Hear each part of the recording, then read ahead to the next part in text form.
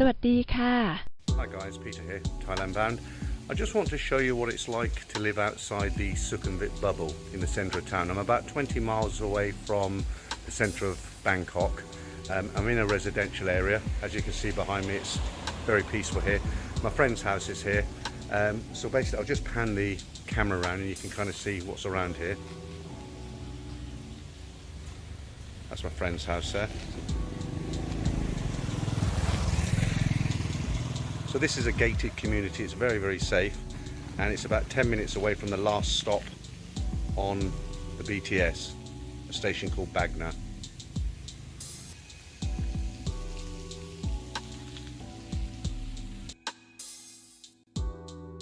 So guys, let's explore living outside of the city, the Sukhumvit bubble. And when I say the Sukhumvit bubble, I mean anywhere between Soi Nana, Soi 4 and Asok. It's geared up towards foreigners. I used to live there. It's a great place to live. There's a cinema, obviously. There's a lot of shopping malls. There's a lot of Western restaurants. Most of the Thais who hang around Sukhumvit, they're speaking very good English because they're dealing with foreigners every day. And it is a good place to live, Sukhumvit. I mean, I liked it, but the problem is it's expensive. And like any major city around the world, if you're hanging out or you're living in an area that's synonymous with foreigners and expats, then you are going to pay through the nose for it. To give you an example, I recently went out to visit a couple of friends of mine. The first one was the one you've seen at the beginning of the video, which was in the gated community. He actually has I think it's a 4-bedroom house. He's paying about 20,000 a month for it in rent, and you just wouldn't get that in the centre of Bangkok. My other friend, he's single. He's living in an apartment. It's only a 30-metre square apartment, but he's basically got a small shower room, toilet, kitchen. He's got a lounge and a bedroom and a small balcony. It's very, very comfortable. It's very, very nice. He's got full use of the building's gym, full use of the building's large swimming pool, and he has security. He's paying 6,500 baht a month for that, which is very, very reasonable, plus his bills. And because it's a small apartment, the air conditioning bill isn't that much, because obviously he doesn't have to fill a large area with cool air in the evenings. He's out working in the daytime. So I think all in all, he's paying about 8,000 baht a month without his food. So what are these two guys missing out on by not living in Sukhumvit? Well, absolutely nothing. You can get the Sky train in now. It goes all the way out to about 20 kilometers outside of the centre of town. They pay 52 baht to get down into Sukhumvit or Ceylon, and it takes about 15 or 20 minutes. If they want to have a late night and they miss the train, they can get back for about 150 baht. You're only going to do that once or twice a week. You're not going to go out every night of the week. And while you're in your apartment, you'd be doing the same as if you were in an apartment in Sukhumvit. But the big difference is obviously the price. There's other bonuses to living out of the centre as well. You don't get taxi drivers trying to quote you 200, 300, 400 baht for a journey that should be metered. It's automatic when you live in these kind of areas. They've got Tesco Lotus, they've got Big C, they've got everything. It's not like you're going to miss out on anything Western. It's all around you. So we'll talk a little bit more about this, and we'll try and find out some more prices, and we'll compare them with Sukhumvit. Next station, Siam, interchange with Sukhumvit line. Doors will open on the right-hand side of the train. As you can see from the backdrop here, no expense has been spared, but unfortunately I'm not sitting on a desert island or on a nice beach in Thailand. I am back in the UK. It's October and yes, it is raining. If you've watched my earlier videos, you realise I wasn't very lucky this time when I went to Bangkok. I actually got a bout of food poison and a throat infection. I'm just about getting over it now. My voice is starting to feel a little bit better. I couldn't do talk over videos. So as I mentioned earlier, I mean, it's a real comfort zone living around Sukhumvit. I've lived on 22, I've lived on 38, Soi 11 for a while. You know, guys, if you live on Sukhumvit, it's great. You come out of your apartment up to the top of the street, it's all there. All the Western restaurants, cinemas, malls, all the rest of it. So it's kind of you know, why would you want to move out and move further out the city? I mean, most people are going to think that they're going to be living in the sticks, and it isn't like that, honestly. As I mentioned earlier, I've got friends who live out maybe 15, 20 kilometers.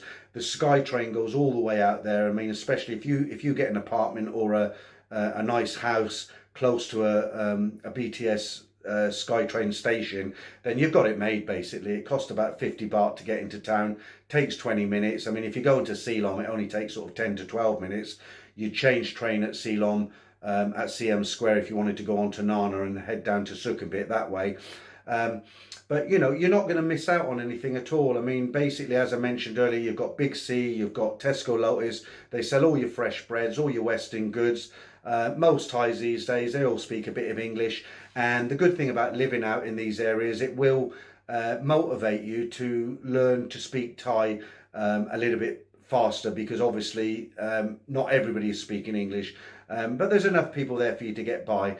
Now, you know, if you're living in central Sukhumvit, it's great because you go out, everything's on your doorstep. But, you know, guys, if you live there, how often are you actually going to go out and go drinking, that sort of thing?